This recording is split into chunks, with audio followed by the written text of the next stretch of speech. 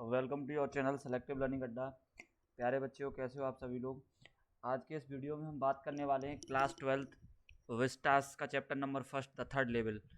और इस चैप्टर में हम इस चैप्टर के हिंदी एक्सप्लेनेशन, कीवर्ड्स एंड पूरी स्टोरी को इजीली लास्ट तक देखेंगे, आप वीडियो को समझ पाएंगे। तो सबसे पहले हम बात करते हैं कि द थर्ड लेवल जो चैप्टर है, इसका नाम द थर्ड लेवल कैसे पड़ा है।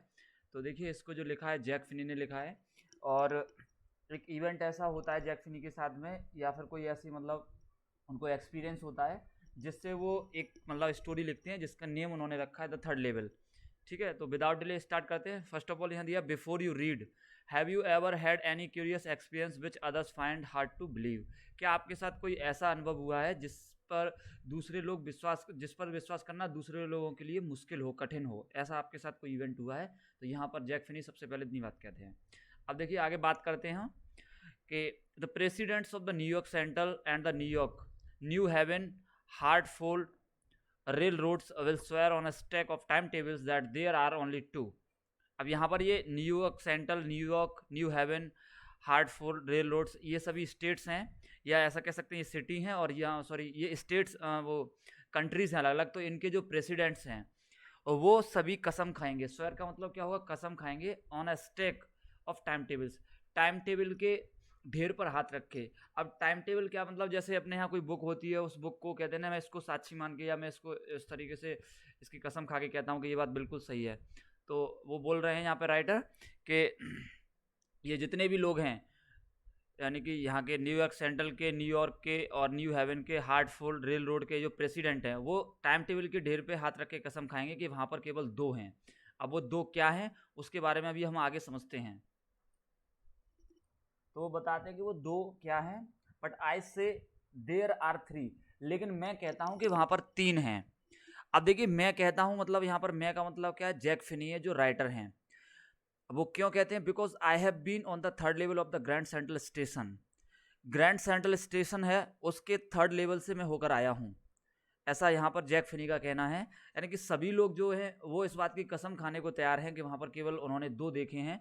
और लेकिन जो जैक फिनी है वो कहते हैं कि मैंने वहाँ पर ग्रैंड सेंट्रल स्टेशन पर तीन तल देखे हैं, थर्ड लेवल, तीसरा तल देखा उसका। तो यहाँ पर ऐसा कह सकते हैं कि जो सभी जितने भी लोग हैं वो जैक फिनी को वहाँ पर क्या मानते हैं? साइको मानते हैं, कि मतलब इनका भ्रम है, ये मतलब सस्पेंस में है, डाउट में है। Yes I have taken the obvious step. और हाँ, मैंने एक ओबियस स्टेप लिया, मतलब मैंने एक अच्छा कदम उसके लिए लिया, उठाया। I talk to a psychiatrist friend of mine among others. मैंने अपने जितने भी फ्रेंड्स थे उनमें से किसी एक मनोवैज्ञानिक फ्रेंड से बातचीत की। अब देखिए, साइकाट्रिस्ट का मतलब क्या होता है? मनोवैज्ञानिक। तो मैंने उससे मतलब एडवाइस ली, सलाह ली, कंसल्टेशन किया। I told him about the third level at Grand Central Station. मैंने उसे ग्रैंड सेंट्रल स्टेशन के थर्ड लेवल के बारे में बताया, जो तीसरा तल था, कि सभी लोग मानते नहीं है लेकिन मैं कहता हूं कि वहां पे तीसरा तल है। And he said that it was a walking dream, a wish fulfilment. और उसने, जो साइकाट्रिस्ट फ्रेंड था, उसने कहा कि यह तुम्हारे दिन में देखा गया सपना है, वॉकिंग ड्रीम है, जैसे जो चलते फिरते सपने देखते हैं, वो तुम्हारे विश फुलफिलमेंट, मतलब जो तुम्हारे मन में भर गया है। He said I was unhappy. और जो साइकाट्रिस्ट फ्रेंड था उसने कहा कि आई वॉज अनहैप्पी, मैं दुखी हूं। उसने बताया ये थर्ड लेवल कुछ नहीं है, बस तुम दुखी हो। That made my wife kind of made. और इस बात से क्या हुआ, मेरी पत्नी थोड़ी सी पागल सी हो गई, मतलब उसको बुरा लगा इस चीज को लेकर। But he explain that he meant the modern world is full of insecurity, fear, war, worry and all the rest of it. लेकिन उसने इस बात को समझाया, एक्सप्लेन किया, that he meant the modern world is full of, कि जो modern world है, आधुनिक जो संसार है, वो इनसिक्योरिटी यानी कि असुरक्षा से भरा हुआ है। वॉर, फियर, वरी, फियर का मतलब होता है डर, भय, वॉर का मतलब युद्ध, और वरी का मतलब चिंता। तो इन सब चीज़ों से भरा हुआ है। And the rest of it, और इस प्रकार की सभी बातों से ये वर्ल्ड भरा हुआ है। And that I just want to escape. और उसने बताया, साइकेट्रिस्ट फ्रेंड ने, कि मैं इन सब चीज़ों से भागना चाहता हूँ, यानी कि ये समस्या हैं और इनसे मैं बचना चाहता हूँ। एस्केप का मतलब क्या होता है? बचना। तो मैं इन सब चीज़ों से बचना चाहता हूँ, इसलिए मैं थर्ड लेवल पे पहुंच जाता हूं। जबकि थर्ड लेवल ऐसा कुछ नहीं है, ये साइकाट्रिस्ट फ्रेंड ने कहा। But they do not wander, sorry यहां से देखते हैं, वेल हु डज नॉट, लेकिन कौन नहीं चाहता है? वो कहता है everybody I know wants to escape. जितने भी व्यक्ति हैं जिन्हें मैं जानता हूं, वो सभी बचना चाहते हैं। यानी कि कौन इन समस्याओं से बचना नहीं चाहता है? इनसिक्योरिटी, फियर, वॉर, वरी से कौन बचना नहीं चाहता है? सभी डिप्रेशन से बचना चाहते हैं, but they do not wander down into any third level at Grand Central Station. लेकिन वे लोग किसी भी ग्रैंड सेंट्रल के थर्ड लेवल पर नहीं जाते हैं, नहीं घूमते हैं। लेकिन मैं वहां तक पहुंच गया हूं, मेरा भरोसा करिए। लोग उसका भरोसा नहीं करते हैं, वो ऐसा कहता है। But that is the reason he said and my all friends agreed. लेकिन कारण तो यही है। साइकेट्रिस्ट फ्रेंड कहता है कि कारण तो यही है, नहीं कि उसने कहा and my all friends agreed, और मेरे जितने भी फ्रेंड्स थे वो सभी एग्री हो गए। यानी कि लोगों से, वो सपोज करिए कोई एक पर्सन है, वो सबसे कहता है कि मुझे कहीं रास्ते में मतलब एक सॉल मिली थी, या मुझे स्पिरिट मिली थी, या कोई घोस्ट मिला था, और वो अपने फ्रेंड्स को बात बताएगा तो फ्रेंड क्या कहेगा, तू पागल हो गया, ऐसा कुछ है ही नहीं। अब वो क्या कहेगा, तो क्या तुम बहाना बनाते हो बस, और कुछ नहीं है। तो वो कहेगा नहीं मैंने देखा है। तो वो यही कहता है कि हाँ, सभी फ्रेंड्स तो एग्री हो गए। Everything points to it they claimed. अब उन सभी ने क्लेम किया, क्लेम का मतलब होता है दावा करना। उन सभी ने दावा किया कि जितने भी सबूत जो मिल रहे हैं वो सभी इसी की ओर पॉइंट करते हैं, इसी की ओर इशारा करते हैं कि तुम थोड़े से साइको हो गए हो, या फिर इन सब चीज़ों से बचना चाहते हो, जो ये वाली चीज़ें हैं। अब देखिए यहाँ पर उसने कहा है कि माई स्टैम्प कलेक्टिंग फॉर एग्जाम्पल, यानी वे लोग कहते हैं कि तुम्हारा जो स्टैम्प कलेक्टिंग का जो सिस्टम है उसका एक उदाहरण ले लेते हैं। That is a temporary refuse from reality. यह क्या, अस्थायी रूप से वास्तविकता से भागना है।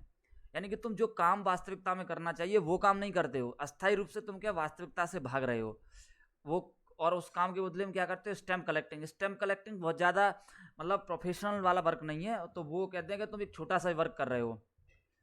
Well may be but my grand father did not need any refuse from reality. वो कहता है हो सकता है, मतलब जब उसके फ्रेंड कहते हैं कि तुम स्टैम्प कलेक्टिंग के लिए टेम्पररी रूप से थोड़ी देर के लिए रियलिटी से भाग जाते हो, तो वो कहता है कि हो सकता है, लेकिन my grand father did not need any refuse from reality. लेकिन मेरे ग्रैंड फादर को तो रियलिटी से भागने की कोई ज़रूरत नहीं थी, वो तो नहीं उन्हें तो नहीं भागना चाहिए था। Things were pretty nice and peaceful. और यहाँ से पीसफुल से आगे दिया हुआ है, अभी आगे हम देखते हैं, लेकिन हम बताते हैं इन हिज डे। तो उनके दिनों में जो थिंग्स थी, यानी कि सभी चीज़ें थी, वो प्रेटी थी, नाइस थी, मतलब बहुत अच्छी थी, पीसफुल थी, बहुत ज़्यादा शांतिपूर्ण था सब कुछ। तो फिर वो क्यों रियलिटी से भागते थे, वो इन सब चीज़ों से क्यों बचते? क्योंकि वो तो डिप्रेस्ड नहीं थे, उनके पास तो सब कुछ शांति थी। और फिर भी मेरे दादाजी क्या है, वही काम करते थे जो मैं करता हूँ, यानी कि वो भी स्टैम्प कलेक्टिंग करते थे। अभी आगे हम यहाँ पर बातचीत करेंगे इसके विषय में। फ्रॉम ऑल आई हियर, मतलब जैसा कि मैंने सभी लोगों से सुना है, मैं सभी लोगों से सुन चुका हूँ कि मेरे दादाजी के जो दिन थे बहुत अच्छे थे। यानी उस समय पर टाइम एकदम से ऐसा था, टाइम के मतलब सब चीज़ें उनके लिए बहुत आसान थी। एवरीथिंग मतलब बहुत ही अच्छा था सब कुछ। And he started my collection, और उन्होंने भी मेरी तरह ही कलेक्शन करना स्टार्ट किया था, मतलब मेरी तरह ही वो स्टैम्प कलेक्टिंग करते थे। It is a nice collection two blocks of 4 of particularly every US issue first day covers. और यह कलेक्शन करना बहुत अच्छा है। जैसे यूएस में सबसे पहले जो विशेष रूप से जो स्टैम्प इशू होते हैं, जिनमें से फर्स्ट डे कवर कलेक्ट करना बहुत ज़्यादा इंपॉर्टेंट है। फर्स्ट डे कवर क्या होता है, इसके बारे में आगे चैप्टर में भी आएगा, लेकिन फिलहाल में बता देते हैं। फर्स्ट डे कवर का मतलब क्या होता है, जैसे टिकट्स जो होते हैं, टिकट कलेक्ट करने वाले क्या करते हैं कि जैसे ही वो फर्स्ट डे इशू होते हैं तो वो उनको अपने ही एड्रेस पे भेज देते हैं, और वहाँ पर एक ब्लैंक पेपर रखते हैं एनवलप में, एनवलप के ऊपर टिकट लगा देते हैं और अपने ही एड्रेस पे बोलते हैं। और वो जो एनवलप होता है वो कभी भी ओपन नहीं किया जाता, उसको बोलते हैं फर्स्ट डे कवर यूएस में। And so on. और इसी प्रकार से president Roosevelt collected stamps too you know. उसने कहा कि आप सभी जानते हैं कि जो राष्ट्रपति रोजवेल्ट हैं वो भी स्टैम्प कलेक्ट करते थे। यानी कि एक तरीके से क्या है कि लोग इसको कलेक्ट करने के शौकीन थे, ना कि ये रियलिटी से भागते थे, इनका एक ऑक्यूपेशन था। Anywhere here is what had happened at Grand central. उसने कहा कि कोई बात नहीं, उन सब बातों को छोड़ो। Anywhere here is what had happened at Grand central. Grand central जो स्टेशन था वहां पर मेरे साथ क्या घटना हुई वो मैं बताता हूँ। इन सब बातों को छोड़िए, स्टैम्प कलेक्टिंग वाली। अब जो मेन पॉइंट है ग्रैंड सेंट्रल स्टेशन का थर्ड लेवल का, वो मैं बताता हूँ। One night last summer I worked late at the office. एक समर की लास्ट मतलब एक समर की नाइट थी, और उसमें मैं अपने ऑफिस में देर तक काम करता रहा। मतलब मैंने काम करते करते मुझे देरी हो गई, वहाँ पर लेट हो गया। I was in a hurry to get uptown to my apartment, so I decided to take the subway from Grand Central because it is faster than the bus. I was in a hurry. मैं हरी में था, हरी का मतलब जल्दी, मैं जल्दी में था। To get uptown to my apartment, यानी कि अपने घर जाने के लिए, अपने घर जाने की मैं जल्दी में था। So I decided to take the subway from the grand central, इसलिए मैंने ग्रैंड सेंट्रल से सबवे लेने का निर्णय लिया। अब देखिए सबवे क्या होता है, जो रेलगाड़ियां जमीन के नीचे चलती हैं उनको सबवे बोलते हैं, just like metro train, because it is faster than the bus, क्योंकि यह बस से जल्दी मुझे पहुंचा सकती थी, बस से जल्दी चलती थी, क्योंकि बस से अगर जाता तो ट्रैफिक मिलता, इसलिए मैंने सबवे लेने का निर्णय लिया। फिर क्या होता है, ना I do not know why this should have happened to me, और अब मुझे ये सब नहीं पता है कि मेरे साथ ऐसा क्यों हुआ, मतलब जो इवेंट हुआ मेरे साथ क्यों हुआ। I am just an ordinary guy named Charlie, 31 years old, मैं 31 साल का चार्ली नाम का एक साधारण सा व्यक्ति हूँ, ऑर्डिनरी का मतलब साधारण। And I was bearing a 10 garbage suit and a straw hat with a fancy band, और मैंने क्या है, एक गार्बेज सूट पहन रखा है। गार्बेटन मतलब जैसे यहाँ पर आप देख सकते हैं, जो नीस के आसपास तक सूट आ जाते हैं उनको गार्बेटन, या वो नीस से भी नीचे वाले जो सूट होते हैं वो गार्बेटन सूट बोले जाते हैं। तो मैंने एक गार्बेटन सूट पहना हुआ था and straw hat with a fancy band, और एक स्ट्रो हेड पहन रखा था जिस पर एक फैंसी बैंड, बैंड का मतलब फीता, फीता बंधा हुआ था। I passed a dozen man who looked just like me, मैं लगभग डजन यानी कि दर्जनों लोगों के पास से हुए गुजरा जो मेरे जैसे दिखते थे। इट मीन्स वो मेरे जैसी ड्रेस पहने हुए थे। And I was not trying to escape from anything, और उस समय वास्तव में मैं किसी भी रियलिटी से भागने की कोशिश नहीं कर रहा था। एनीथिंग का मतलब यहाँ रियलिटी से है, मैं किसी भी रियलिटी से भागने की कोशिश नहीं कर रहा था, मैं अपने घर जा रहा था। I just wanted to get home to Louisa my wife, मैं केवल अपनी पत्नी लुइसा यानी कि अपने घर जाना चाहता था। I turn in to grand central from Vanderbilt avenue, Vanderbilt avenue ये मार्केट का नेम दिया हुआ है, इस मार्केट से वर्ल्डरबिट एवेन्यू से मैं ग्रैंड सेंट्रल स्टेशन की ओर मुड़ गया। And went down the step to the first level, और सीढ़ियों से उतरते हुए उसके फर्स्ट लेवल पे पहुंच गया, यानी कि पहला जो तल था उस पर पहुंच गया। Where you take trains like the 20th century, जहां से आप 20th सेंचुरी यानी 20वीं शताब्दी की रेलगाड़ियां ले सकते हैं। Then I walk down another flight to the second level, और फिर मैंने क्या दूसरी सीढ़ी को चेंज किया एंड दूसरी सीढ़ी से उतरा और सेकंड लेवल पे पहुंच गया, यानी कि दूसरे तल पे। Where the suburban trains leave from ducked into the arcade doorway heading for the subway, और जहां मैं क्या हुआ, where the suburban station leave from, जहां से जो उपनगरीय रेलगाड़ियां हैं वो मिल सकती थी, यानी कि जिस सेकंड लेवल पे पहुंचा था दूसरे तल पे, वहां से उपनगरों के लिए रेलगाड़ियां चलती हैं, जैसे नॉर्मल टाइप के, जैसे हम कह सकते हैं सिटी वगैरह विलेज, वहां पर वहां के लिए रेलगाड़ियां चलती हैं। अब क्या हुआ, डग्ड into the arcade doorway heading for the subway, और उस सर्वे के आर्केड डोरवे में यानी कि अर्धचंद्राकार दरवाजे में सर झुकाकर मैं अंदर एंट्री कर दी मैंने। डग्ड इनटू मतलब झुकते हुए प्रवेश करना। एंड गॉट लॉस्ट, और मैं खो गया, यानी कि जैसे ही मैं उसके डोर में एंट्री की मैंने, जिसका जो डोर था वो लगभग हम कह सकते हैं इंडिया गेट जैसा था, इंडिया गेट है वो भी आर्केड टाइप का है, तो उसमें मैंने एंट्री की और मैं वहां पर गट लॉस्ट यानी खो गया। That is easy to do, और वहां पर खोना आम बात है। आम बात क्यों थी, I have been in and out of Grand Central hundreds of times, मैं सैकड़ों बार ग्रैंड सेंट्रल में अंदर और बाहर होकर आया हूँ, मतलब बहुत बार मैं अंदर बाहर होता रहा हूँ, यानी कि उस पर जाता था आ जाता था बाहर। But I am always bumping into a new doorways and new stairs and corridors, लेकिन मैं हमेशा नए दरवाजे, नई सीढ़ियों और नए गलियारों से मेरा आमना सामना होता रहा, या मुझे मिलते रहे हैं। बम्पिंग का मतलब मेरी उनसे मुलाकात होती रही, या मुझे वो मिलते रहे हैं। Once I got into a tunnel about a mile along, एक बार तो ऐसा हुआ कि मैं एक टनल में घुस गया, टनल का मतलब होता है सुरंग, एक बार मैं एक सुरंग में घुस गया, अबाउट अ माइल अलोंग मतलब 1 मील तक मैं उसमें ही चलता गया। And came out into the lobby of the Roosevelt Hotel, और मैं रोजवेल्ट होटल की लॉबी में जाके निकला। लॉबी का मतलब क्या होता है, एंट्रेंस गेट, एंट्रेंस गेट पे जाके निकला। Another time I came up in a office building on 46th street 3 blocks away, और दूसरी टाइम में भी एक टनल में घुसा और जाके मैं निकला। I came up in a office building, मैं एक ऑफिस बिल्डिंग में जाके निकला, और वो भी कहाँ पे, ऑन 46th स्ट्रीट यानी कि 46 यानी 46 वाली स्ट्रीट पे जाके निकला। ये स्ट्रीट का नाम दिया हुआ है, जैसे स्ट्रीट नंबर 1 2 3 होता है, इसी प्रकार से 46 स्ट्रीट में जाके निकला, और जो कि 3 ब्लॉक्स अवे, 3 ब्लॉक हटके थी, जैसे A block, B block, C block, इसी तरीके से 3 ब्लॉक हटके थी 46 वाली स्ट्रीट, और उस स्ट्रीट की ऑफिस की बिल्डिंग में जाके निकला, टनल में जब मैंने एंट्री की। Sometimes I think grand central is growing like a tree, कभी कभी मैं ऐसा सोचता हूँ कि जो ग्रैंड सेंट्रल स्टेशन है वो एक ट्री की तरह बढ़ रहा है, मतलब ये it is stretching it's corridors, यहाँ पर आगे दिया है, एक पेड़ की तरह बढ़ रहा है। Pushing out new corridors and staircases like roots.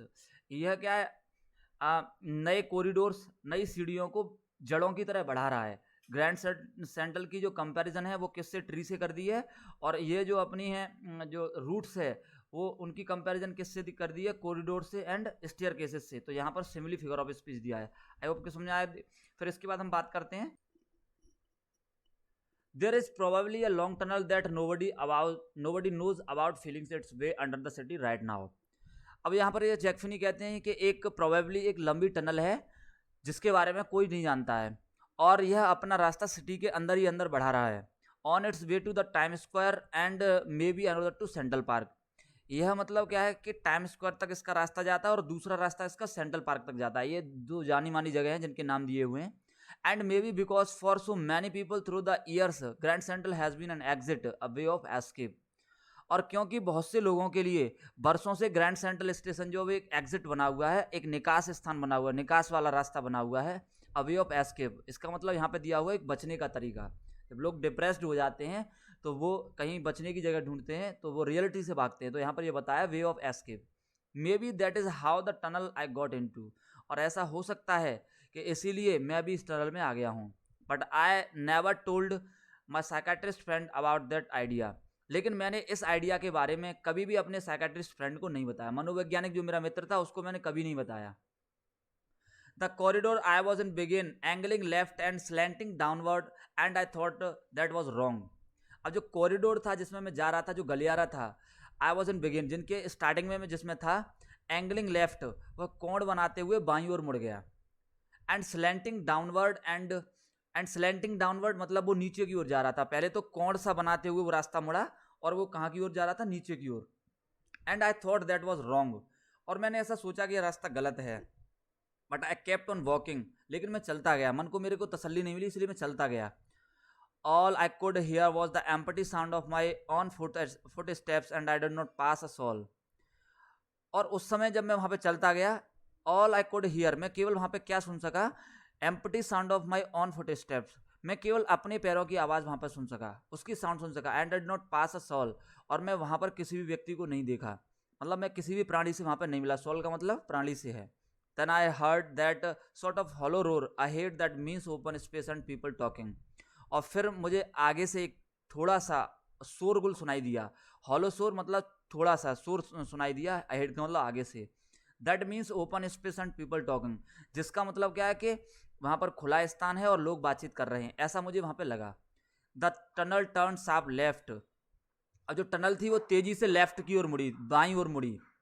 I went I went down a short flight of stairs and came out on the third level at Grand Central Station. I went down a short flight of stairs. मैंने क्या किया, एक छोटी सी सीढ़ी change की, मतलब मैं उस पर उतरा, and came out on the third level at the Grand Central Station. और मैं ग्रैंड सेंट्रल स्टेशन के तीसरे तल पे आ गया।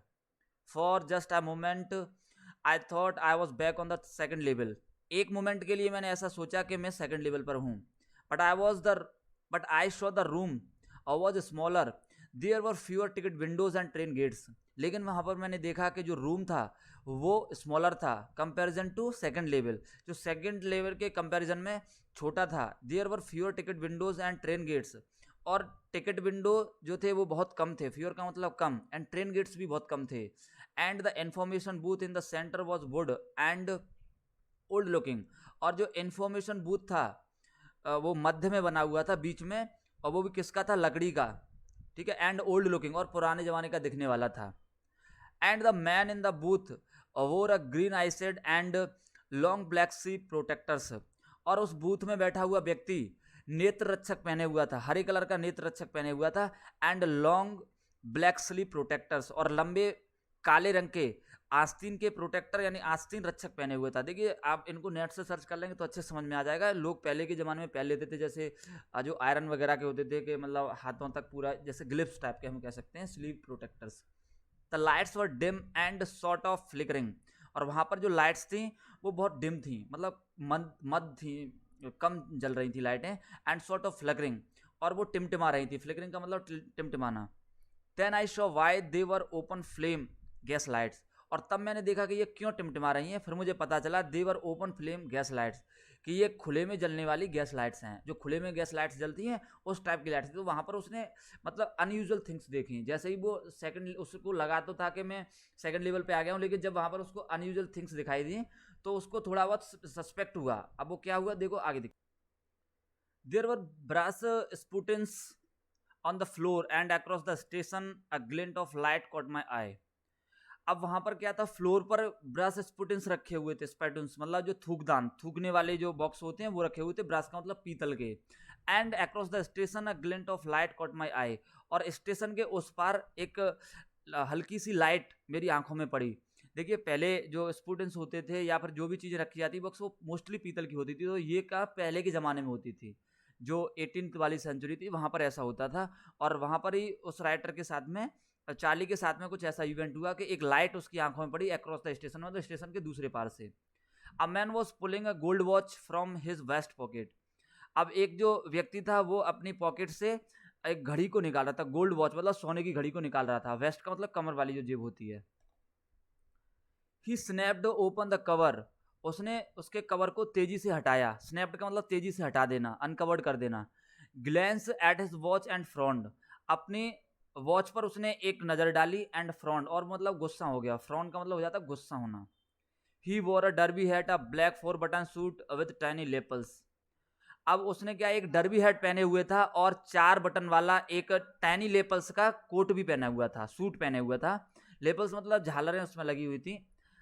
And he had a big black hand labour Moustache, और उसके क्या है हाथों से इठी हुई, हैंड लेबर का मतलब हाथों से इठी हुई काले रंग की मूछें थी। Then I looked around and saw that everyone in the station was dressed like the 1890 something. और मैंने तब चारों तरफ देखा तो वहां पर जो लोग थे, एवरीवन मतलब प्रत्येक व्यक्ति इस स्टेशन पर जो था वो 1890 के समथिंग की ड्रेस पहना हुआ था। I never saw so many beards, sideburns and fancy moustaches in my life. और मैंने अपनी लाइफ में कभी भी इतनी अच्छी दाढ़ियाँ, इतने अच्छे गुलमुच्छे, साइडबर्न्स का मतलब जो गालों पे बड़े बड़े बाल हो जाते हैं उनको साइडबर्न्स बोलते हैं, एंड फैंसी मुस्टैक्स यानी इतनी अच्छी मूछें अपने लाइफ में मैंने कभी नहीं देखी। A woman walked in through the train gate, और एक महिला जो कि ट्रेन गेट से बाहर आई थी। She wore a dress with leg of mutton sleeves and skirts to the top of her high button shoes. और उस लेडीज ने, उस वुमेन ने एक लेग ऑफ मटन की स्लीव पहन रखे थे, मतलब उसकी जो बाजुएं थी, मैंने अभी बताया था स्लीव्स का मतलब क्या होता है, उसकी जो बाजुएं थी वो लेग ऑफ मटन वाली थी। लेग ऑफ मटन के लिए आप नेट पर सर्च कर लेंगे, अच्छे से मिलेगा। जिसकी मतलब जो शोल्डर वाला एरिया होता है वो बड़ा होता है, और जो जहाँ पर हम रिस्ट की ओर आ जाते हैं तो वो बिल्कुल बंद सा हो जाता है, तो उसको हम लेग ऑफ मटन बोलते हैं। तो इस तरीके की उसने मतलब ड्रेस पहन रखी थी, and skirt to the top of high button shoes, और उसकी जो स्कर्ट थी वो उसके शूज तक आती थी। हाई बटन मतलब ऊंचे बटन वाले, जो उसके हील वाली जो जूते थे वहां तक आती थी। Back of her out on the tracks, और उसके पीछे रेलगाड़ी के ट्रैक पर यानी कि रास्ते पर आई caught a glimpse of locomotive, मेरी आंखों में एक लोकोमोटिव यानी कि एक रेलगाड़ी के इंजन की झलक पड़ गई। ग्लिम्स का मतलब झलक, मेरी आंखों, मेरी जो नज़र है वो किसी लोकोमोटिव पे पड़ेगी यानी कि एक इंजन पड़ी। A very small Currier and Ives a locomotive with a funnel shaped stack, और ये लोकोमोटिव जो था वो क्रूरियर एंड लीव्स की जो कंपनी यहाँ पर दी है इस कंपनी का था, with a funnel shaped stack, और इसकी जो इंजन का जो शेप था वो फनल जैसा था, चिमनी जैसा था। फनल का मतलब होता है चिमनी, चिमनी जैसा था। तो वहाँ पर मेरी नज़र पड़ी। एंड देन आई न्यू, और तब मुझे पता चला कि मैं वास्तव में 3rd लेवल पे आ गया हूँ। लेकिन अभी भी मुझे डाउट था। तो यहाँ पर राइटर कहता है to make sure I walked over to a newsboy and glance at the stack of papers at his feet. अब अपनी बात को श्योर करने के लिए मैं एक न्यूज़ बॉय के पास गया, मतलब एक अखबार वाला लड़का था उसके पास गया, और उसके पैरों में रखे हुए कुछ पेपर्स के ढेर पर, स्टैक का मतलब ढेर, उस पर मैंने एक नज़र डाली, झलक डाली। ग्लेंस का मतलब झलक, ग्लिम्स और ग्लेंस एक ही मतलब हो जाता है। इट वॉज द वर्ल्ड, या द वर्ल्ड नाम का न्यूज़पेपर था, या न्यूज़पेपर का नाम दिया है। And the world has not been published for years, और द वर्ल्ड नाम का जो न्यूज़पेपर है वो बरसों से नहीं छपा, यानी कि बहुत समय पहले ही बंद हो चुका है। The lead story said something about president Cleveland, और इसमें छपी हुई जो स्टोरी थी, जो मेन हेडिंग थी, वो प्रेसिडेंट राष्ट्रपति क्लीवलैंड के बारे में कुछ ना कुछ कह रही थी, यानी उसमें राष्ट्रपति क्लीवलैंड के बारे में कुछ लिखा हुआ था।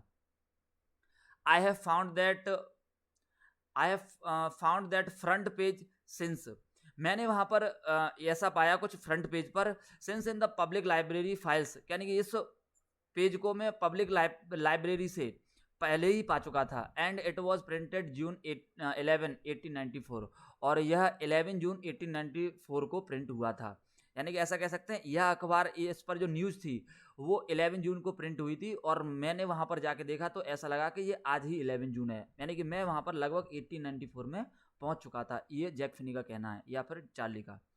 I turn toward the ticket window knowing that here on the third level at Grand Central, यह जानते हुए भी कि मैं ग्रैंड सेंट्रल स्टेशन पर हूँ, उसके तीसरे तल पर हूँ, फिर भी मैं उसके टिकट विंडो की ओर मुड़ गया। I could buy tickets and that would take Louisa and me anywhere in United States we wanted to go, मैं वहाँ से टिकट खरीद सकता था जो मुझे और लुइसा को संयुक्त राज्य अमेरिका में जहाँ हम लोग जाना चाहते थे वहाँ वो टिकटें हमें ले जा सकती थी, यानी कि हम उससे कहीं भी घूम सकते थे यूनाइटेड स्टेट्स में। अमेरिका नहीं दिया है, सॉरी, यूनाइटेड स्टेट्स में हम कहीं भी घूम सकते थे, क्योंकि उस समय ये यूनाइटेड स्टेट्स अमेरिका पूरी तरह से नहीं बना था। इन द ईयर 1894, और यानी कि कौन से ईयर में, इन द ईयर ऑफ 1894, इसके समय पर मैं वहाँ से टिकट खरीद सकता था और कहीं भी घूम सकता था। And I wanted 2 tickets to Galesburg Illinois, और मैं गेल्सबर्ग इलूनियस की 2 टिकटें चाहता था। देखिए गेल्सबर्ग इलूनियस क्या है, जहाँ पर अब प्रेजेंट टाइम में चार्ली रह रहा है, और ये उस समय में पहुंच गया 1894, यानी कि यहाँ बात हो रही है 20वीं शताब्दी की, और 20वीं शताब्दी से बैक में टाइम ट्रेवल कर गया कहाँ पे, 1894 में। तो कहता है मैं वहाँ की टिकटें खरीदना चाहता था। Have you ever been there, क्या आप वहाँ पर कभी होकर आए हैं? It is a wonderful town still with big old frame houses, यह आज भी बहुत अच्छा टाउन है, यानी कि तब भी अच्छा था और आज भी बहुत अच्छा टाउन है। With big old frame houses, यहाँ पर बड़े बड़े फ्रेम के घर हैं। ह्यूज लॉन्स हैं, लॉन्स का मतलब जो घास वगैरह का जो मैदान सा हो जाता है उसको लॉन्स कह देते हैं। And tremendous trees whose branches meet overhead and roof the streets, और बहुत अलग अलग, ट्रीमेंडस का मतलब डिफरेंट टाइप्स के ट्रीज हैं, पेड़ हैं। हुज ब्रांचेस मीट ओवरहेड, जिसकी जो ब्रांचेस हैं, जिसकी जो शाखाएं हैं वो सर के ऊपर आके मिलती हैं। एंड रूफ द स्ट्रीट्स, और गलियों की छत बन जाती हैं। And in 1894 summer evenings were twice as long, और 1819 के समय में जो समर है आज की अपेक्षा दोगुनी बड़ी होती थी, इवनिंग जो शाम का समय है। And people set out on their lawns, और लोग अपने लॉन्स में बैठ जाया करते थे। द मैन स्मोकिंग सिगार्स, वहाँ पर लोग सिगार पीते थे। एंड टॉकिंग क्वाइटली, और शांति से बातचीत करते थे। The women waving palm leaf fans, और जो वुमेन होती थी वो पाल्म लीफ के फैन से यानी पंखे से हवा करती थी। With fire flies all around, और फायर फ्लाइज क्या है, चारों ओर घूमते हैं। फायर फ्लाइज का मतलब जुगनू है। इन अ पीसफुल वर्ल्ड, यानी कि इस पीसफुल वर्ल्ड में, शांति वाले संसार में। तो कहने का मतलब है, वो कह रहा है कि पहले भी लोग ऐसा करते थे कि वो लॉन्स में आके बातचीत करते थे, सिगार पीते थे, और आज भी लोग वहां पर बातचीत करते हैं, सिगार पीते हैं, और बहुत ही अच्छा वंडरफुल प्लेस है। To be back there with the first world war still 20 years off, और मैं ऐसे स्थान पर आ गया जहां से फर्स्ट वर्ल्ड वॉर होने में अभी लगभग 20 वर्ष बाकी हैं। And world war second over 40 years in the future, और भविष्य में सेकेंड वर्ल्ड वॉर के तो अभी 40 वर्ष बाकी हैं। तो लगभग फर्स्ट वर्ल्ड वॉर 1918 में हुआ था, तो उससे पहले के 20 ईयर्स में वो पहले पहुंच गया, यानी कि 1894 में। आई वॉन्टेड 2 टिकट्स फॉर दैट, मैं वहां पर जाने के लिए 2 टिकट चाहता था। The clerk figure the fair, जो क्लर्क था उसने किराए को काउंट किया, यानी उसने जो मैंने मनी उसको दी थी टिकट के लिए उसने वो काउंट की। ही glanced at my fancy headband, उसने मेरे फैंसी हेडबैंड पे एक नज़र डाली। But he figure the fair, लेकिन वो किराए को गिनता रहा, यानी उसने पूरी तरह से किराया गिन लिया। And I had enough for 2 coach tickets, और मेरे पास 2 कोच के लिए टिकटें पर्याप्त थी। वन वे मतलब एक रास्ते से, यानी कि मैं एक रास्ते के लिए 2 टिकटें मेरे पास पर्याप्त थी। But when I counted out the money and looked up, और जब मैंने अपनी जेब से मनी को बाहर निकाला, काउंटेड अप मतलब बाहर निकाला यानी पैसे को गिना, एंड लुक्ड अप, और जब उसकी ओर देखा, the clerk was staring at me, जो क्लर्क था वो मेरी ओर घूर रहा था। स्टेयरिंग का मतलब घूरना होता है। ही नोडेड एट द बिल्स, और उसने उस बिल को, उस पैसे को लेने से मना कर दिया। नोडेड का मतलब सिर हिलाना, तो उसने उससे मना कर दिया, refuse. That and not money mister, mister ये कोई मनी नहीं है। ही सेड, उसने कहा, यानी कि जो क्लर्क था उसने कहा कि मिस्टर ये कोई मनी नहीं है। जब मैं पैसा गिन रहा था तभी उसने देख लिया था, अब वो क्यों, देखिए समझते हैं। And if you are trying to skin me, तो उसने कहा और यदि तुम मुझे उल्लू बनाने की कोशिश कर रहे हो, you would not get very far, तो तुम अधिक समय तक मुझे उल्लू नहीं बना पाओगे, क्योंकि 1894 में 20th सेंचुरी की जो करेंसी थी वो नहीं चलने वाली थी, क्योंकि उस समय पे अमेरिका की या यूनाइटेड स्टेट की करेंसी कुछ और रही होगी और इस समय पर इसकी करेंसी कुछ और रही होगी, तो वो ओल्ड टाइम की करेंसी यहाँ पर नहीं चलने वाली है। तो उसने कहा कि तुम मुझे उल्लू बनाने की कोशिश कर रहे हो, तो उसने कहा तुम मुझे अधिक समय तक उल्लू नहीं बना पाओगे। And he glans at the cash drawer beside him, और उसने तब क्या किया, अपने ही पास में कैश ड्रॉअर जहाँ पर जो पैसा रखा जाता था उसकी ओर उसने झलक डाली, नजर डाली। Of course the money was old style bills, वास्तव में जो मनी था वो पुराने जमाने का था। Half again as big as the money as we use nowadays, आज जो हम पैसा यूज करते हैं उसकी अपेक्षा वो पैसा half again as big as, उसकी अपेक्षा आधे से भी बड़ा था। एंड डिफरेंट लुकिंग, और अलग दिखने वाला था। I turn away and got out fast, मैं वहां से तेजी से मुड़ा और जल्दी भाग गया, क्योंकि उसने कहा कि तुम मुझे मूर्ख बना रहे हो, अभी मैं पुलिस को इन्फॉर्म कर दूंगा। There is nothing nice about jail even in 1894, उसने कहा भले ही 1894 की बात हो लेकिन जेल तो जेल होती है, क्योंकि मुझे वहां पे जेल ही मिलने वाली थी। तो उसने कहा कि जेल तो जेल ही होती है, देयर इज नथिंग नाइस, वहां पर जेल के अलावा और कुछ अच्छा नहीं था, मैंने जेल में मुझे बंद कर दिया जाता उस समय पुलिस को बुलाकर। And that was that I left the same way I came, और इसी तरीके से मैं जिस रास्ते से गया उसी रास्ते से वापस आया। आई सपोज, मेरा ऐसा मानना है। Next day during lunch hour, अगले दिन लंच के समय, I drew $300 out of the bank, मैंने अपनी बैंक से $300 निकाले, नहीं विड्रॉ किए। नियरली ऑल वी हैड, जितने मेरे पास थे। And bought old style currency that really worried my psychiatrist friend, और मैंने क्या किया, पुराने जमाने की करेंसी खरीद ली, परचेज कर ली। और इस बात से क्या हुआ, वास्तव में मेरा जो साइकेट्रिस्ट फ्रेंड था वो चिंतित हो गया। क्यों चिंतित हुआ, यहाँ पर एक बात बताई गई है। You can buy old money at almost any coin dealers but you have to pay a premium, उसने कहा कि तुम तो यह पैसा किसी किसी कॉइन डीलर से भी खरीद सकते थे, इसके लिए तुम्हें बैंक से पैसा बदलने की क्या जरूरत थी, तुम तो ये किसी डीलर से भी खरीद सकते थे। But you have to pay a premium, तुम्हें तो केवल एक प्रीमियम देना पड़ता, प्रीमियम का मतलब थोड़ा बढ़त में कुछ पैसा देना पड़ता। My $300 bought less than 200 in old style bills, अब मेरे 200 ओल्ड स्टाइल बिल के बदले में लगभग मेरे $300 चले गए। ठीक है, ऐसा कह सकते हैं, यानी $300 के बदले में मुझे $200 से भी कम पैसे मिले ओल्ड स्टाइल की करेंसी में। But I did not care, लेकिन मुझे इस बात की कोई परवाह नहीं थी। Eggs were 13 cents a dozen in 1894, और जो एग्स आते थे उस समय 1894 में, वो एक दर्जन जो अंडे थे वो 13 सेंट्स में आते थे। तो उसने कुछ चीज़ें बताई हैं कि मतलब ऐसी ऐसी चीज़ें, मतलब इतनी महंगाई थी।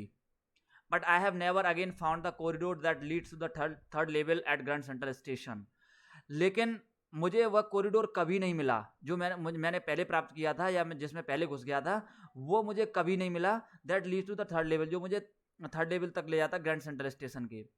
Although I have tried often enough, भले ही मैंने उसको खोजने की बहुत ज़्यादा कोशिश की, फिर भी मुझे वो तल नहीं मिला, या फिर वो थर्ड लेवल पर मैं कभी नहीं पहुंच पाया। Louisa was pretty worried when I told her all this, Louisa भी बहुत ज़्यादा चिंतित हुई जब मैंने उसको ये बात बताई। And did not want me to look for the third level any more, और उसने मुझसे थर्ड लेवल को ढूंढने के लिए, आगे ढूंढने के लिए उसने मुझसे मना कर दिया, यानी वो नहीं चाहती थी कि मैं थर्ड लेवल को फिर से सर्च करूं। And after a while I stopped, और कुछ समय बाद मैंने इस काम को बंद भी कर दिया, क्योंकि वो मिल नहीं रहा था, तो मैंने हारकर इस काम को बंद कर दिया। I went back to my stamps, मैं अपने स्टैम्प कलेक्टिंग वाले काम पे फिर से लग गया। But now we were both looking, लेकिन अब एक ऐसा मूवमेंट हुआ, बट नाउ मतलब अब क्या हुआ, वी वर बोथ लुकिंग, अब हम दोनों लोग उसको ढूंढ रहे थे। क्यों ढूंढ रहे थे, एवरी वीकेंड, मतलब वीकेंड के हिसाब से, सप्ते में एक दिन हम उसको ढूंढते थे। क्यों, because now we have prove that the third level is still there, क्योंकि अब हमारे पास एक ऐसा प्रूफ था कि आज भी थर्ड लेवल स्टिल, यानी कि यहाँ पर एग्जिस्ट करता है। वो क्या है, my friend Sam Vanern disappeared suddenly, यहाँ पर सडनली वाला वर्ड नहीं, लेकिन हम जोड़ सकते हैं, जो मेरा फ्रेंड सैम विनर नाम का था वो अचानक से गायब हो गया। सैम विनर नाम का जो फ्रेंड था, नोबडी न्यू वेयर, और कोई नहीं जानता था कि वो कहाँ गया है। But I sort of suspected because Sam's a city boy and I use to tell him about Gill's work, लेकिन मुझे थोड़ा सस्पेक्ट था, मैं डाउट में था कि सैम एक सिटी का बॉय है, एक शहर का लड़का है, and I use to tell him about Galesburg, और मैं उसे हमेशा गिल्सबर्ग के बारे में बताता रहता था। I went to school there, के मैं वहाँ स्कूल जाता था। And he always said he liked the sound of the place, और वो हमेशा मुझसे कहता था कि वह उस स्थान के साउंड को पसंद करता है, यानी कि वहाँ पर वो जाना चाहता है। And that is where he is all right in 1894, और वास्तव में वो वहीं पर पहुंच गया था, यानी कि 1894 में पहुंच गया था। कौन? जो उसका फ्रेंड था, साइकाट्रिस्ट फ्रेंड। अब यहाँ पर एक कैरेक्टर और आ गया है सैम विनर नाम का, तो जो साइकाट्रिस्ट फ्रेंड था उसका नाम यहाँ पर सैम विनर दिया है। Because one night fussing with my stamp collection I found well do you know what a first day cover is, क्योंकि एक रात क्या हुआ कि मैं अपने स्टैम्प कलेक्शन वाले उनमें कुछ ढूंढ रहा था, मतलब उनको इतर बितर कर रहा था। आई फाउंड, मुझे एक ऐसी चीज मिली। क्या मिली? Well do you know that what a first day cover is, क्या आप जानते हैं फर्स्ट डे कवर क्या होता है? वो हमने आपको पहले ही बताया था, तो यहाँ पे देख लेते हैं। When a new stamp is issued, कि जब एक न्यू स्टैम्प इश्यू होता है, यानी जब जारी होता है, स्टैम्प कलेक्टर्स बाय सम, स्टैम्प कलेक्टर्स जो होते हैं वो इनमें से कुछ को खरीद लेते हैं। And use them to mail envelopes to themselves on the very first day of sale, और पहले ही दिन, बिक्री के पहले दिन ही क्या करते हैं, वो उसे अपने पते पर एनवलप में रख के भेज देते हैं।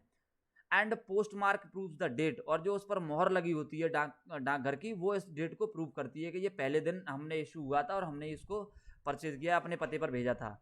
The envelope is called a first day cover, और जो एनवलप होता है उसको फर्स्ट डे कवर कहा जाता है। दे आर नेवर ओपन, इनको कभी नहीं खोला जाता है। You just put blank paper in the envelope, और आप इस एनवलप में केवल एक ब्लैंक पेपर रख सकते हैं, खाली पेपर रख सकते हैं या रखते हैं, यानी कि जब वो फर्स्ट डे भेजा जाता है या पहले दिन जब स्टैंप इशू होता है कोई भी, तो उसको अपने ही पते पर भेजा जाता है, उसमें एक ब्लैंक पेपर रखा है, इसके कारण उस एनवलप को कभी नहीं खोलते हैं, और उसी को क्या बोलते हैं? First day cover. I hope आपके समझ में आएगा फर्स्ट डे कवर क्या होता है। That night among my oldest first day covers, उस रात क्या हुआ कि मैं अपने जो पुराने, सबसे पुराने फर्स्ट डे कवर्स थे उनको मैं ढूंढ रहा था। I found one that should not have been there, तो मुझे एक ऐसा वहां पर मिल गया फर्स्ट डे कवर जिसको वहां पर नहीं होना चाहिए था, यानी कि जो मेरे पते पर नहीं आया था, और ऐसा मुझे एक वहां पर फर्स्ट डे कवर मिला। बट देयर इट वॉज, लेकिन वो वहां पर था, यानी उसको वहां पर नहीं होना चाहिए था, उस कवर को या एनवलप को, वो वहां पर था। It was there because someone had mailed it to my grandfather at his home in Galesburg, यह इसलिए वहां पर था क्योंकि किसी व्यक्ति ने इस एनवलप को मेरे दादाजी के पते पर गेल्सबर्ग में भेजा था। That is what the address on the envelope said, और यह कैसे पता चला? उस एनवलप पर लिखे हुए एड्रेस से पता चला, यानी कि उस पर एक एड्रेस लिखा हुआ था। तो ऐसा कह सकते हैं कि 1894 से किसी पर्सन ने उनके दादाजी को, चार्ली के ग्रैंडफादर जो थे, उनके एड्रेस पे एक एनवलप भेजा था फर्स्ट डे कवर वाला। And it had been there since July 18, 1894, और यह जुलाई 1894 का था, 18 जुलाई का था। The post mark showed that, और जो पोस्ट मार्क थी, यानी कि जो मोहर थी, उससे इस बात का पता चला। Yet I did not remember it at all, भले ही मुझे ये अच्छी तरह से, फिर भी ये बात मुझे अच्छी तरह से याद नहीं है। The stamp was a 6 cent, और ये स्टैम्प है वो लगभग 6 सेंट का होगा। डल ब्राउन, इसका कलर थोड़ा डल था। With a picture of president Garfield, और इस पर जो पिक्चर लगी हुई थी वो प्रेसिडेंट गारफील्ड की लगी हुई थी। ये वहाँ के प्रेसिडेंट का नाम है, क्योंकि टिकट्स जो होती हैं या स्टेप जो होते हैं उन पर ग्रेट लीडर्स की टिकट फोटोज आती हैं, आप जानते होंगे सभी। Naturally when the envelope came to grand dad in the mail, और आमतौर पर जब जो एनवलप है वो दादाजी के पते पर आया होगा, it went right into his collection, तो ये इनके कलेक्शन में मिल गया होगा। एंड स्टेड देयर, और वो यहीं पर पड़ा रह गया। Till I took it out and opened, जब तक मैंने इसको बाहर नहीं निकाला और इसको ओपन नहीं किया। The paper inside was not blank, अब वैसे तो फर्स्ट डे कवर जो होता था उन सभी में ब्लैंक रहते थे, लेकिन इसके अंदर जो पेपर था वो ब्लैंक नहीं था। इट रीड, इसके अंदर कुछ था, वो पढ़ लेते हैं। देखिए सबसे पहले इस पर क्या लिखा है, एड्रेस लिखा हुआ है 914 विलार्ड स्ट्रीट, गेल्सबर्ग, इलिनॉइस, जुलाई 18, 1894, ये जगह का नाम है। और फिर उसके बाद में डेट। अब यहाँ पर देखिए जो सैम वेनर है, क्योंकि सैम वेनर अचानक से गायब हो गया था, और चार्ली के अकॉर्डिंग वो कहाँ पहुंच गया था? पुरानी दुनिया में पहुंच गया था 1894 में। तो वहां से उसने 1894 में से जो लेटर है वो किसके लिए भेजा? चार्ली के लिए। लेकिन चार्ली तो उस समय नहीं होगा 1894 में, क्योंकि तब उसका जन्म नहीं हुआ होगा, और वहां पर उसके दादाजी होंगे, तो दादाजी के पते पे भेजा था। और उसमें क्या लिखा? Charlie I got to wishing that you were right, मुझे यह बताते हुए बहुत खुशी हो रही है दैट यू वर राइट, कि तुम सही थे। यानी तुम कहते थे कि थर्ड लेवल है और वास्तव में then I got to believing you are right, और मुझे ऐसा भरोसा करना पड़ रहा है कि तुम सही थे। And Charlie it is true, और चार्ली वास्तव में यह बात सही है। I found the third level, मुझे तीसरा तल मिल चुका है। I have been here 2 weeks and right now, मैं 2 सप्ताहों से यहाँ आया हूँ और अभी भी यहीं पर हूँ। Down the street at the daily someone is playing a piano, street के नीचे की तरफ डेली एक जगह नाम है यहाँ पर, someone is playing a piano, कोई वहाँ पर पियानो बजा रहा है। And they are all art on the front porch singing seeing Nellie home, और वहाँ सभी लोग पोर्च के बाहर इकट्ठे हैं, वो गा रहे हैं, गीत गा रहे हैं, और गीत का नाम यहाँ पर भी दिया हुआ है सीइंग नेले होम, ये यहाँ पर जगह का नाम, वो सॉरी सॉन्ग का नेम दिया हुआ है। And I am invited over for लोमिनोइड, और मुझे यहाँ पर लोमिनेड के लिए बुलाया गया, इनवाइट किया गया है। Come on back Charlie and Louisa, वो कहता है चार्ली और लुइसा तुम दोनों लोग यहीं पर वापस आ जाओ, क्योंकि चार्ली तो पहले होकर आ चुका था, तो कह रहा तुम लोग 1894 में ही आ जाओ। Keep looking till you find the third level, जब तक तुम्हें तीसरा तल न मिले तुम लोग इसको खोजते रहो। It is worth it believe me, यह बहुत अच्छा है, मेरा विश्वास करो। तो यानी कि जो सैम वेनर था वो दूसरी दुनिया में पहुंच गया था, यानी कि तीसरे तल पर पहुंच चुका था 1894 में, तो वो कहता है उससे कि तुम भी यहीं पर आ जाओ। The note is signed same, और इस नोट पर जो लेटर था उस पर सैम के साइन हो रखे थे, हस्ताक्षर कर रखे थे उसने। At the stamp and coin store I go to, अब मैं क्या किया, मैंने सीधा मैं स्टैम्प और कॉइन वाले स्टोर पर गया। I found out that Sam bought $800 worth of old style currency, मुझे वहां से पता चला कि सैम ने पुराने स्टाइल की करेंसी को बदलने के लिए $800 खर्च किए हैं। That ought to set him up in a nice little hay feed and grain business, जिसके साथ वो क्या करेगा कि वहां पर जाकर 1894 में वो एक छोटा सा बिजनेस घास चारा और अनाज का शुरू करेगा। ही always said that is what he really wish he could do, वह हमेशा कहता था कि उसको यह काम करना अच्छा लगता है। And he certainly can not go back to his old business, और निश्चित रूप से वह अपने ओल्ड बिजनेस पे वापस नहीं आ सकता है। ओल्ड बिजनेस यहाँ पर जो न्यू वाला बिजनेस है उसका, जो साइकाट्रिस्ट वाला है, अब वो यहाँ पर क्यों नहीं आ सकता है, क्योंकि देखिए जब 1894 का टाइम था तो वहाँ पर सब चीज़ें बहुत शांत थी, एवरीथिंग पीसफुल था, और सभी लोग अच्छे से रहते थे। तो जब सभी लोग शांति में रहेंगे, डिप्रेशन में कोई नहीं रहेगा, तो जब डिप्रेशन में कोई नहीं रहेगा, सभी रियलिटी से भागने की कोशिश नहीं करेंगे, तो साइकाट्रिस्ट फ्रेंड की किसको ज़रूरत होगी, साइकाट्रिस्ट डॉक्टर की किसको ज़रूरत होगी। तो उसने कहा कि वह पुराना बिजनेस भी शुरू नहीं कर सकता था। नॉट इन गेल्सबर्ग इलुनियस इन 1894, यानी स्पेशली रूप से बताया कि गेल्सबर्ग इलुनियस में तो बिल्कुल नहीं, 1894 में। हिज ओल्ड बिजनेस, यानी कि वो अपना पुराना बिजनेस शुरू नहीं कर सकता था। Why Sam was my psychiatrist friend, और क्यों, क्योंकि साइकाट्रिस्ट जो था व्यक्ति वो मेरा मित्र था, यानी कि सैम जो था वो मेरा साइकाट्रिस्ट मित्र था। आई होप आपके चैप्टर समझ में आया होगा, कीवर्ड्स और इसकी एक्सप्लेनेशन अच्छे से बताई है। न्यू वीडियो भी हम जल्दी ही लेकर आएंगे, तब तक के लिए आप इस वीडियो को देखें। Thank you.